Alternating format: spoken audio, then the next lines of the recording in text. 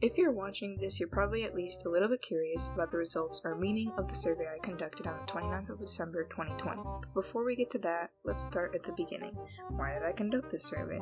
Well, there are obviously many reasons, but let's start at the very beginning, which was the beginning of 2020, before anything went wrong, like COVID and stuff, when I was thinking to myself, why are people so divided? Obviously, there are many valid answers to this question, but a common answer I heard was that religion is why people are so divided, or lack of religion is why people are so divided.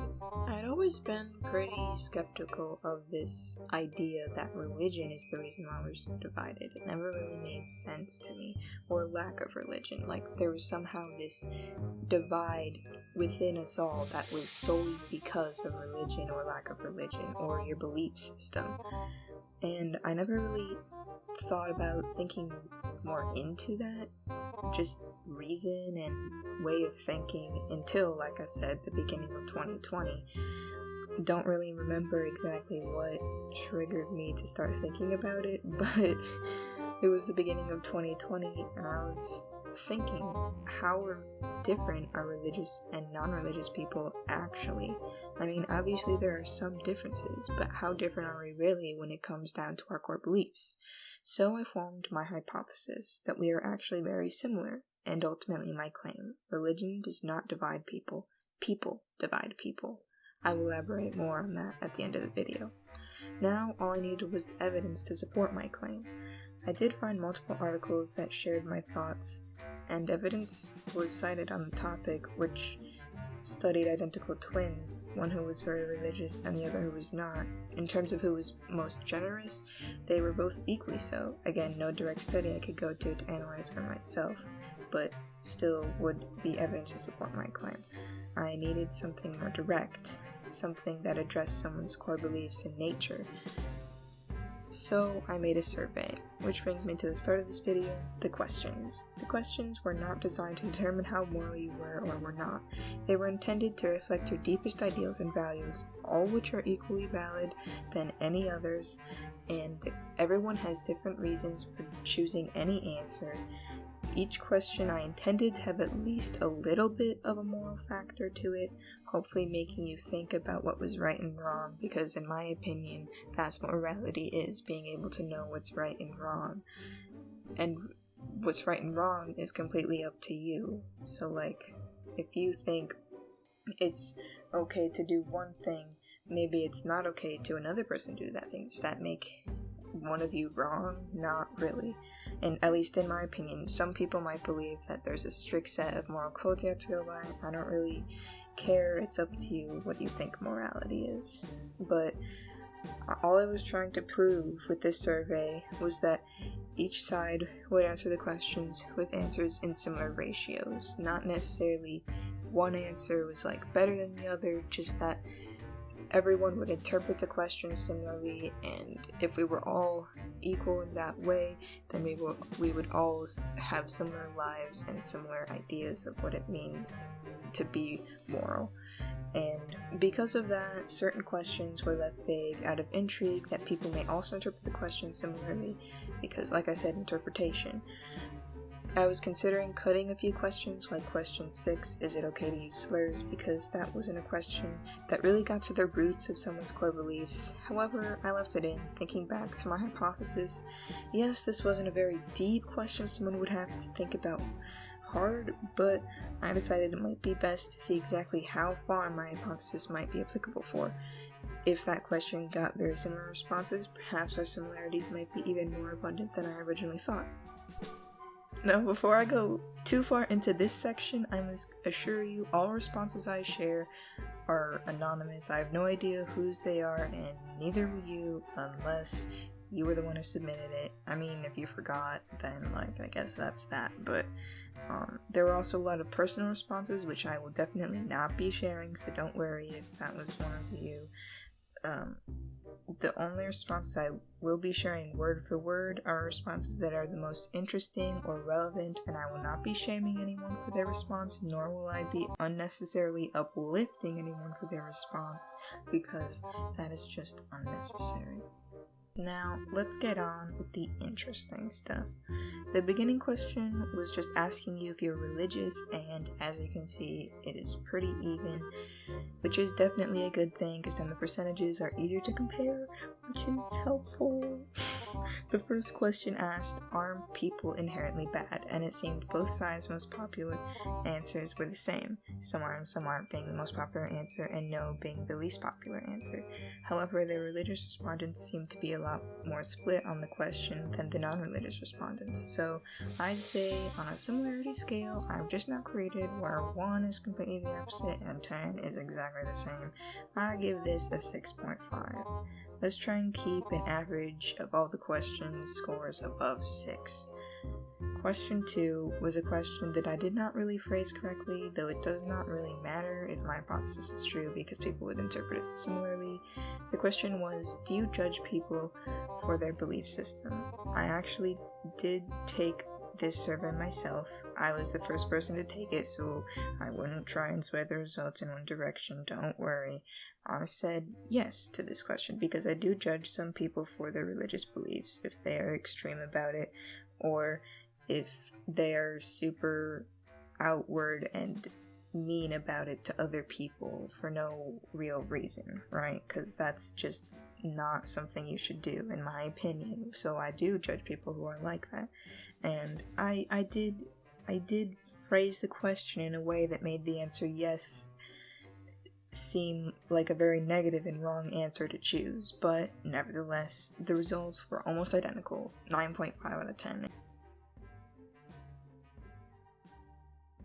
This one was very interesting. Can anyone become a better person? The non-religious respondents seemed to be very split on this, but still favored the answer no. The religious respondents, on the other hand, were somewhat split, but pretty clearly in favor of the answer yes. So, while there was some similarity, I'd give this a score of 4 out of 10. Okay, question 4. Now is when I have to start showing the answers in a Google Doc because I allowed people to respond with their own words, and so I organized them into categories. The question was, is it okay to lie? For this, the answers were almost 100% identical again, the first 2 most popular answers having the exact same percentage, and the disagreement coming in was in terms of if it is always okay or never okay. But this is so close, I couldn't believe it when I first saw it. I'll give it a score of 9 because wow. Now is where things start to get pretty interesting. Question 5 is it okay to abort a fetus? For this, I left a lot up for interpretation.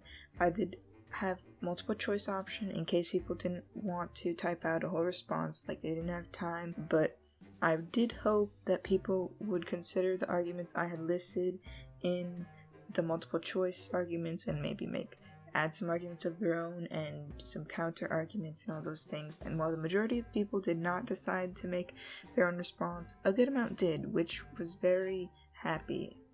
It was happy. I was happy about this.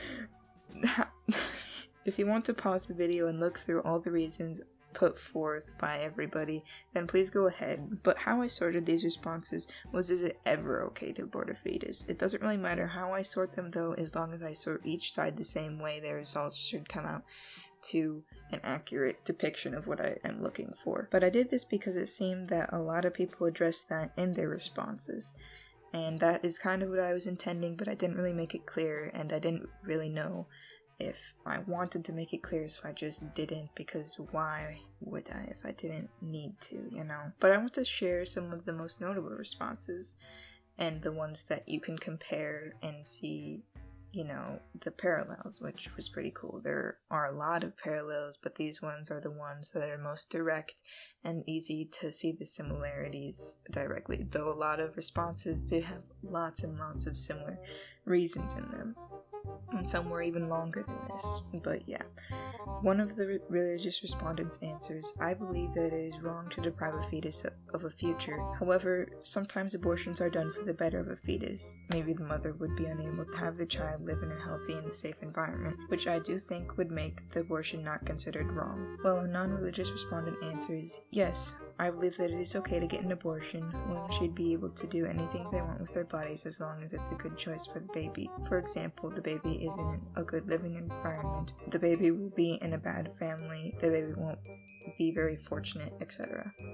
This point was brought up in many responses, like I said before, and like I said before, I just chose these two because they are pretty directly written and well written, and it is easy to identify the responses' points because they are very direct. Both responses highlight the idea that it is okay to abort a fetus if it is in the best interest of that fetus. In terms of similarity overall, I'd say it is fairly balanced. Multiple choice seems to be more divided but still has the popular vote of yes, while responses are also divided in most of the reasons stated. Each side's most popular reason was mother knows best, and other reasons were somewhat even. I think this gets a good 7.5 out of 10.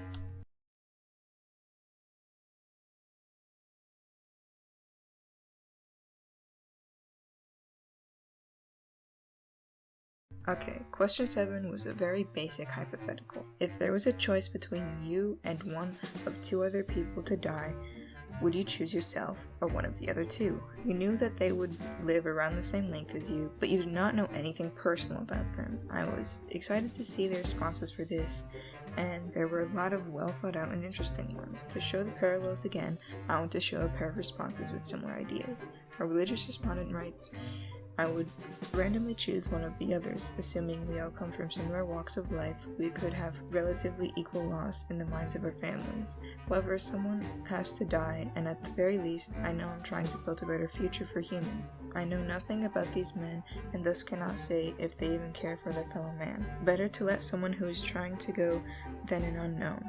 While a respondent who is not religious writes, I would choose myself to live. I know nothing about these people. For all I know, I could be picking a serial killer. At least if I pick myself, I know what will happen. Both responses point out that it is better to pick yourself to live since you know your intent in life is good. In terms of overall similarity, responses, let myself die, let one of the others die, both had the same most popular reason to least popular reasons, but the ratios were not identical, in all very similar. I'd give it an 8 out of 10. Question 8 was a very simple question. Do you consider yourself a good person? Like, by what you understand to be defining good, do you think you are? Almost every single person who did give an answer and said they were a good person said they were a good person because they always tried to do the right thing. As you can see, the responses were pretty similar, though not as similar as the previous questions, but still similar. I think this gets a good 6.5 out of 10. Question 9, and the final question. Why do you do good things? This one is also very similar. It had a very similar ratio, and a very common response was to make others feel good. And the second most common response was because it makes me feel good. This question, a good 7 out of 10. Keep in mind, a lot of responses had multiple reasons, so I added the percentages to each one, so for the questions with responses, answers will add up to more than 100, if you're keeping track. But that's all the questions and all the results, so let's see what the average score was. Okay, 6.5 plus 4 plus 9 plus 7.5 plus 8 plus 6.5. Which, according to my solar power calculator that randomly turns off because it runs out of battery, equals 7.2857114. Okay, well, whatever it is more than 6, so I'd say that each side has a very strong similarity, which supports my claim and pretty much proves my hypothesis, which was only like hypothesis for this specific, experiment type thing, survey, whatever, to be true. Now, before I move on to my claim and what exactly I mean by it, let me provide real-life instances of assuming things about someone because of their religion or lack of religion affecting us all today. Okay, ready? Not a single person in Congress identifies as non-religious or atheist. It is considered political suicide to identify as an atheist. Majority of people say they have witnessed at least some discrimination against Muslims, Jews, and evangelical Christians. That's a pretty sad sight to see. 50% of people, according to this poll, say that they are either somewhat or very uncomfortable with atheists. Christians are discriminated against in science-related careers, and, well, there's much more, sadly, but my point is this is a real problem. So my claim, religion does not divide people, people divide people. If someone does something bad, imperfect, or horrible, it is not the belief system's fault. If you see someone do something less than perfect, you can't blame it on their religion or lack of religion. It is the fault of the person, not the belief system. The more we define a person by what they believe, the more we divide ourselves. It is our fault that we are divided. We put people into these categories, so we just gotta stop with this whole correlation equals causation thing. Lack of religion or having a religion does not cause people to do certain things. They choose what to do with their life. They choose how they interpret things, and just because one person of a certain belief system says something doesn't mean everyone else in that belief system will agree. And well, yeah. That is what I was thinking at the beginning of 2020.